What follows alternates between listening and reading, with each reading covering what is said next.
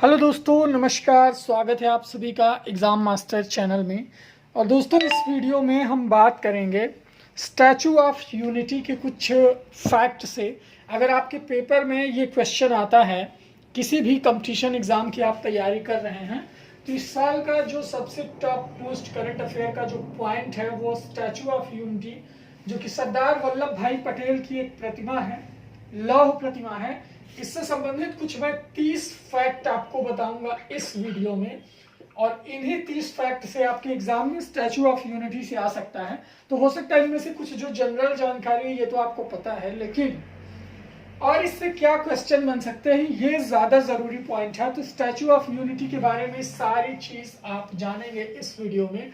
तो सबसे पहले, स्टैचू ऑफ यूनिटी किसकी प्रतिमा है? सरदार वल्लभ भाई पटेल, लौह पुरुष सरदार वल्लभ भाई पटेल की प्रतिमा है। ठीक है। इसके बाद दोस्तों, इसके बाद जो सबसे महत्वपूर्ण बात है दोस्तों, इसका जो अनावरण है ये 31 अक्टूबर 2018 को भारत के वर्तमान प्रधानमंत्री नरेंद्र मोदी द्वारा किया गया है।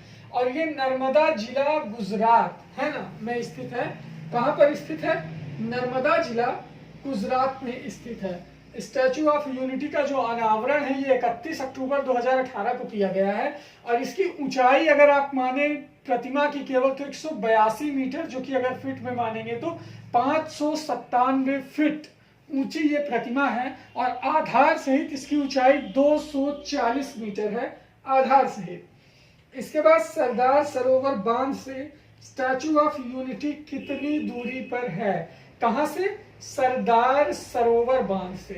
ठीक है, सरोवर बांध यहां से ये कितनी दूरी पर है? तो इसका सही जवाब होगा 3.2 किलोमीटर। ठीक है, 3.2 किलोमीटर। स्टैचू ऑफ यूनिटी को अधिकतम कितनी दूरी से देखा जा सकता है? तो मान के चलिए अधिकतम 12 किलोमीटर से इसे साफ आंखों से देखा जा सकता है। स्टैचू ऑफ यूनिटी को 12 किलोमीटर की दूरी से आप बहुत ही साफ आंखों से इसे देख सकते हैं। स्टैचू ऑफ यूनिटी से पहले दुनिया की सबसे ऊंची प्रतिमा कौन सी थी? अब तो ये नंबर 1 पर हो गई है स्टैचू ऑफ यूनिटी दुनिया में, लेकिन कई बार पूछ लेगा कि इससे पहले कौन सी थी। तो यहां पर सही जवाब होगा चीन में गौतम बुद्ध की एक प्रतिमा थी, उसकी ऊंचाई थी 153 मीटर। ये वर्ल्ड रिकॉर्ड था बुद्ध की प्रतिमा का। अब इसके बाद इतना तो हो गया, चलिए मैं अगला फैक्ट आपको बता रहा हूं स्टैचू ऑफ यूनिटी। अच्छा, ये सारे पॉइंट आप तैयार कर लेंगे और रख लेंगे। इसके बाद आप देखेंगे कि स्टैचू ऑफ यूनिटी का डिजाइन किसने तैयार किया था? राम सुतार के द्वारा, जो कि पद्म भूषण के विनर हैं। ठीक है, Ram Sutar. Statue of unity Narmada नदी के किस द्वीप पर स्थित है? द्वीप का नाम अगर पूछ ले किस द्वीप पर है, तो वहां पर सही जवाब होगा साधु बेट द्वीप। कहां पर स्थित है? साधु बेट द्वीप पर। इसके बाद स्टैचू ऑफ यूनिटी की प्रतिमा किस कंपनी द्वारा, अगर कंपनी का नाम पूछ ले कि किस कंपनी द्वारा बनाई गई है, तो ये लार्सन एंड ट्रूबो कंपनी, जिसका मुख्यालय कहाँ? लार्सन एंड ट्रूबो कंपनी है ना, ट्रूबो कंपनी। इसका मुख्यालय जो है वो कहां पर है? मुंबई में। स्टैचू ऑफ यूनिटी को बनाने में लागत यानी खर्चा कितना आई? तो खर्चे की अगर हम बात करें तो 2,989 करोड़ रुपए स्टैचू ऑफ यूनिटी को बनाने में आया। लगभग करोड़ में ये वाला होता है, ठीक है, करोड़ रुपए। स्टैचू ऑफ यूनिटी का उद्घाटन सरदार पटेल के किस जयंती पर किया गया?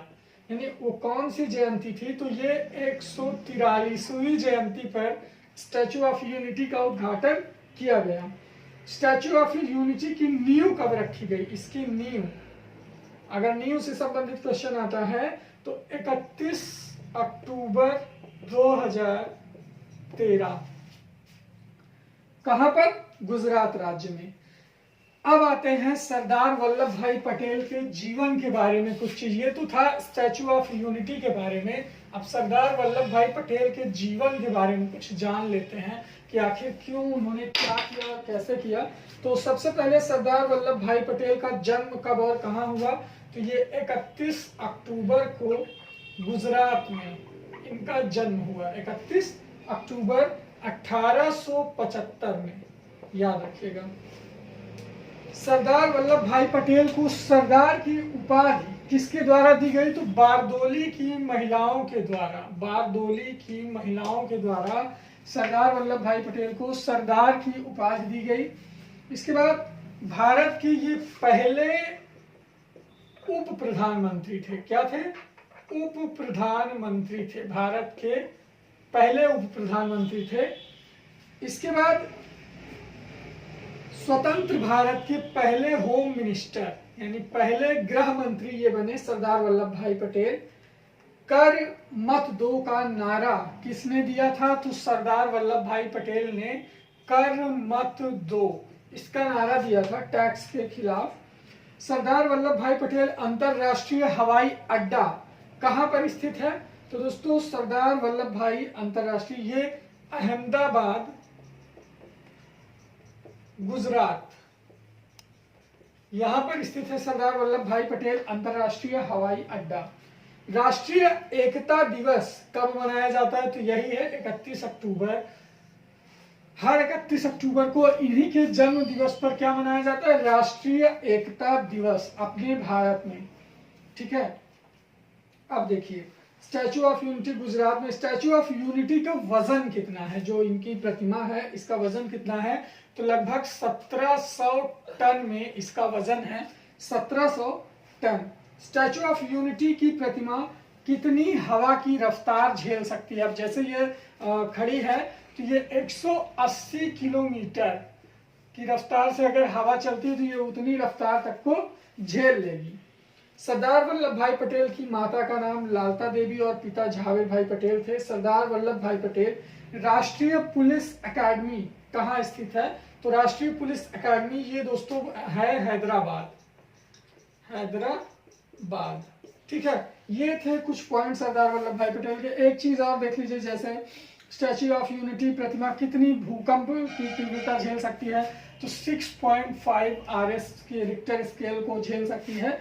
और सरदार वल्लभ भाई पटेल राष्ट्रीय कांग्रेस के अध्यक्ष कब बने थे, तो ये काफी इंपॉर्टेंट पॉइंट है, इसको भी आप लोग जान लीजिए कि ये राष्ट्रीय कांग्रेस के अध्यक्ष कब बने थे। तो इसका सही जवाब होगा 1931 कराची के अधिवेशन में सरदार वल्लभ भाई पटेल राष्ट्रीय कांग्रेस के अध्यक्ष बने। और सरदार वल्लभ भाई पटेल को मरणोपरांत भारत रत्न किस वर्ष दिया गया, तो 1991 मरने के बाद सरदार वल्लभ भाई पटेल को भारत रत्न दिया गया।